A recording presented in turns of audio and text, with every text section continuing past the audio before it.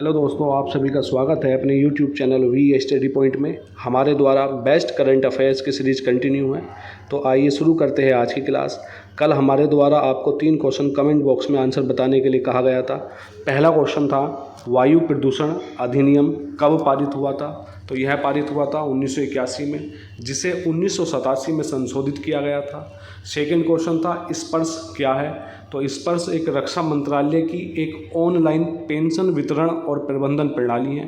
तो ध्यान करना, रक्षा मंत्रालय से संबंधित है स्पर्श, उनकी पेंशन प्रणाली है यह। तीसरा क्वेश्चन था ज्वालामुखी विस्फोट के कारण चर्चा में रहा बैरन द्वीप। बैरन द्वीप किस सागर में स्थित है। तो यह है अंडमान सागर में, और बैरन द्वीप भारत का एकमात्र सक्रिय ज्वालामुखी है। आज की क्लास का पहला क्वेश्चन, लद्दाख को राज्य का दर्जा और 6ठी अनुसूची में शामिल करने की मांग को लेकर आंदोलन हिंसक हुआ है।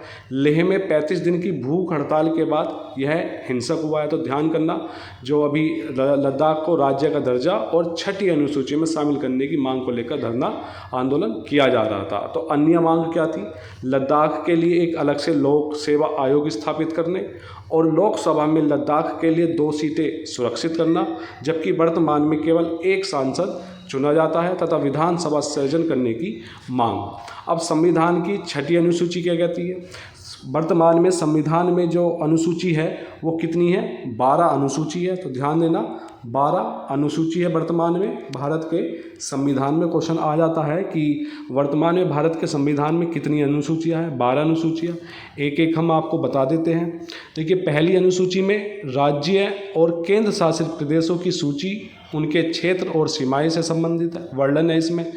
तो अनुसूची 1 में राज्यों और केंद्र शासित प्रदेशों की सूची, उनके क्षेत्र और सीमाएं हैं। दूसरी अनुसूची में, पहली हमने बता दी है, दूसरी अनुसूची में क्या है? राष्ट्रपति, उपराष्ट्रपति, राज्यपाल, न्यायाधीश आदि के वेतन और भत्ते के बारे में बताया गया है। अनुसूची 2 में राष्ट्रपति, उपराष्ट्रपति, राज्यपाल, न्यायाधीश और अन्य के वेतन और भत्ते के बारे में वर्णन किया गया है। तीसरी अनुसूची में क्या है? विभिन्न पदों पर, जो उच्च पदों पर आसीन व्यक्ति है, जैसे राष्ट्रपति हुए, उपराष्ट्रपति, प्रधानमंत्री, तो विभिन्न पदों पर शपथ और गोपनीयता की प्रतिज्ञा है। इसमें जो शपथ लेते हैं, तो उसमें जो शपथ का वर्णन है 3rd शेड्यूल में है, यानी तीसरी अनुसूची में है। चौथी अनुसूची में क्या है? राज्यसभा में राज्यों और केंद्र शासित प्रदेशों को सीटों का आवंटन है। तो राज्यसभा में सीटों का आवंटन कौन सी अनुसूची में है? चौथी अनुसूची में। और 5वीं अनुसूची में क्या है? अनुसूचित क्षेत्र और जनजातियों का प्रशासन है, SC और ST का प्रशासन है 5वीं अनुसूची में। और 6ठी अनुसूची में क्या है, जो कि लद्दाख मांग कर रहा है 6ठी अनुसूची में शामिल होने के लिए? इसमें असम, मेघालय, त्रिपुरा और मिजोरम में जनजाति क्षेत्र के प्रशासन के लिए स्वशासन और स्वायत्तता प्रदान करती है। तो ध्यान करना, कितने राज्य है इसमें 6ठी अनुसूची में? असम, मेघालय, त्रिपुरा और मिजोरम। क्वेश्चन बन सकता है कि 6ठी अनुसूची में कितने राज्य शामिल है? 4। तो नाम ध्यान रखना, असम, मेघालय, त्रिपुरा, मिजोरम।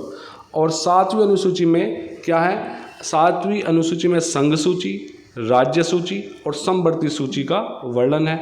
संघ सूची में केवल केंद्र सरकार कानून बना सकती है, राज्य सूची में केवल राज्य सरकार, जबकि कुछ कारणों से संघ इसमें हस्तक्षेप कर सकती है। और समवर्ती सूची में दोनों कानून बना सकती है, संघ और राज्य। इसमें अगर हम यहाँ वर्णन करने लगेंगे तो काफ़ी लंबी वीडियो हो जाएगी। और 8वीं अनुसूची में 22 भाषाओं का उल्लेख है। और 9वीं अनुसूची में भूमि सुधार और जमींदारी उन्मूलन से जुड़े कानून हैं 9वीं सूची में।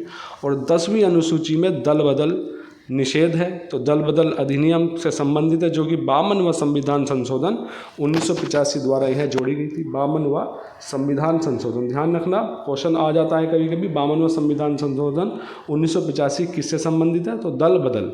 और 11वीं अनुसूची पंचायतों की शक्तियों से संबंधित है, यह जोड़ी गई थी 73वां संविधान संशोधन 1992। तो ध्यान करना, 73वां संविधान संशोधन 1992 द्वारा पंचायतों से संबंधित है, और 11वीं अनुसूची में जोड़ी गई थी। और 12वीं अनुसूची नगर पालिकाओं की शक्ति है, जो कि 74वां संविधान संशोधन 1992 के तहत जोड़ा गया था। तो इस प्रकार ये 12 के 12 अनुसूची हुई। तो संविधान की 6ठी अनुसूची में शामिल होने की मांग कर रहा था लद्दाख। लेकिन वो आंदोलन हिंसक हुआ है।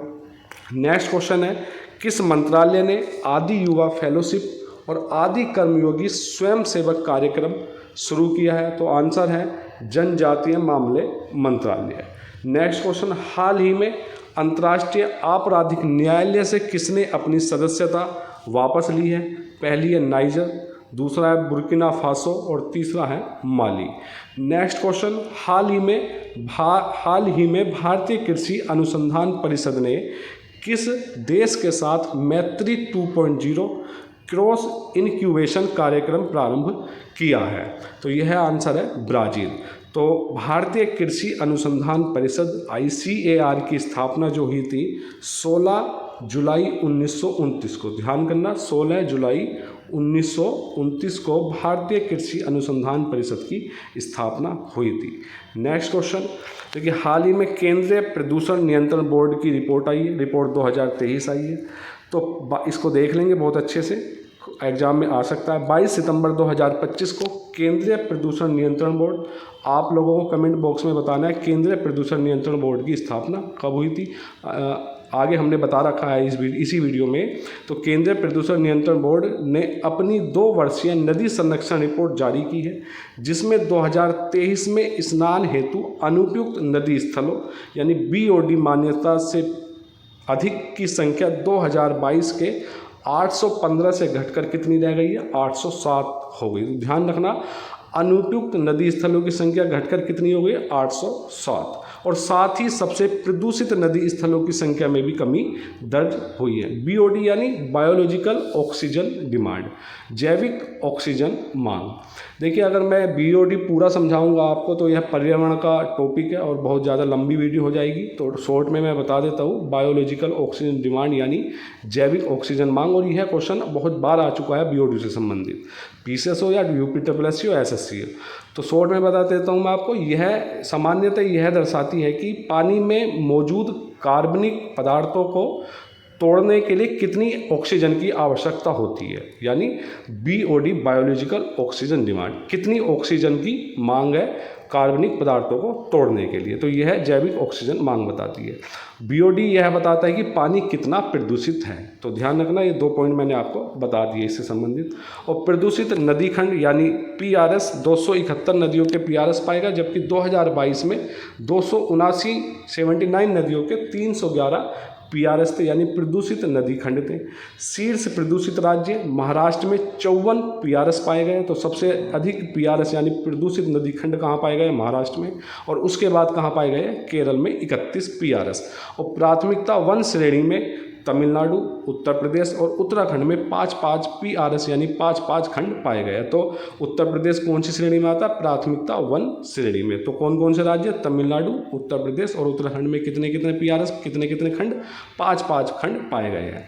केंद्रीय प्रदूषण नियंत्रण बोर्ड एक वैधानिक संगठन है जिसका गठन प्रदूषण निवारण एवं नियंत्रण अधिनियम 1974 के तहत 22 सितंबर 1974 में किया गया था। यह क्वेश्चन कई बार आपके एग्जाम में आ चुका है कि केंद्रीय प्रदूषण नियंत्रण बोर्ड की स्थापना कब हुई थी? 22 सितंबर 1974 में। नेक्स्ट क्वेश्चन है, 22 सितंबर 2025 से प्रभावी वस्तु एवं सेवा कर GST व्यवस्था में व्यापक सुधार, जिसे PM मोदी ने GST बचत उत्सव करार दिया, लागू किया गया है। हाल ही में एक न्याय प्राधिकरण भी बना है, तो वो हम आप कल की वीडियो में बताएंगे। तो फिलहाल हमने ये पहले आपको पूर्व की वीडियो में भी ये बता चुके हैं कितने स्लैब हो गए हैं, कितने पहले थे स्लैब। तो अब स्लैब मात्र 3 श्रेणियों में रहे हैं, 3 मुख्य दर रही है अब श्रेणियों की।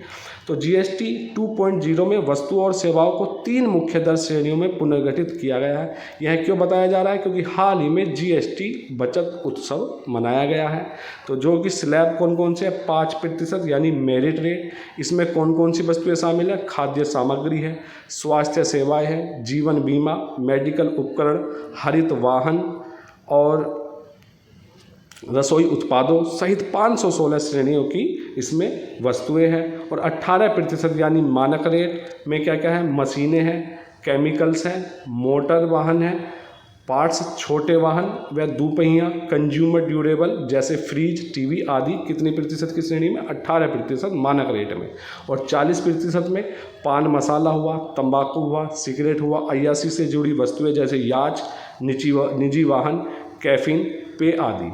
और दैनिक जीवन में असर, बचत और सुलभता क्या क्या है? रोटी, पराठा, खाकरा अब स्पष्ट रूप से 0% या 5% स्लैब में रखे गए हैं। वर्गीकरण विवाद समाप्त हो गया है। और सौंदर्य वस्तुएं जैसे सैलून हुआ, स्पा हुआ, जीएसटी दर 18% से घटकर कितनी कर दी गई है? 5% की दर कर दी गई है। नेक्स्ट क्वेश्चन है होटल, इसी से संबंधित है। होटल जिनका किराया 7500 रुपये या उससे कम है, अब 12% की जगह केवल 5% जीएसटी देना होगा। और बीमा सेवाएं, स्वास्थ्य और जीवन बीमा पर अब कोई जीएसटी नहीं है। जीएसटी 2.0 के तहत 375 से अधिक वस्तुओं और सेवाओं की दरें बदली गई है। नेक्स्ट क्वेश्चन है विशाखापट्टनम घोषणा, जो कि हाल ही में जो हमारा 28वां ई गवर्नेंस का राष्ट्रीय सम्मेलन हुआ है विशाखापट्टनम में, आंध्र प्रदेश में, वहीं पर यह घोषणा की गई है। तो विशाखापट्टनम घोषणा क्या है? भारत के डिजिटल परिवर्तन और ई गवर्नेंस का रोड मैप है। विशाखापट्टनम घोषणा डायरेक्ट पूछी जा सकती है आपसे। तो भारत में ई गवर्नेंस को आगे बढ़ाने के लिए विशाखापट्टनम घोषणा पत्र को अपनाया गया है। और यह अपनाया कब गया है? इस घोषणा पत्र को 28वें राष्ट्रीय ई गवर्नेंस सम्मेलन में अपनाया गया है। Next question, Cochin shipyard limited यानी CSL ने आत्मनिर्भर भारत की दिशा में कदम बढ़ाते हुए जहाज निर्माण में दीर्घकालिक रणनीतिक सहयोग के लिए HD Korea ship building and offshore engineering यानी HDKSOE के साथ एक समझौता ज्ञापन पर हस्ताक्षर किए हैं।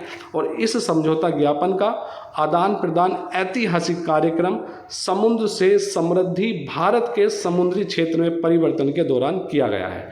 क्वेश्चन यह थोड़ा विस्तृत है, लेकिन एक लाइन में मैं आपको बता देता हूँ। क्वेश्चन इस प्रकार आ सकता है कि समुद्र से समृद्धि भारत के समुद्री क्षेत्र में परिवर्तन कार्यक्रम के दौरान कोचीन शिपयार्ड लिमिटेड ने किसके साथ समझौते ज्ञापन पर हस्ताक्षर किए हैं? तो ध्यान रखना, Korea ship building and offshore engineering के साथ। और यह जो समुद्र से समृद्धि जो कार्यक्रम हुआ था वह हुआ था गुजरात के भावनगर में, और जिसका उद्घाटन किया है प्रधानमंत्री मोदी ने। तो उद्घाटन प्रधानमंत्री मोदी ने, और कहाँ पर हुआ था? गुजरात के भावनगर में।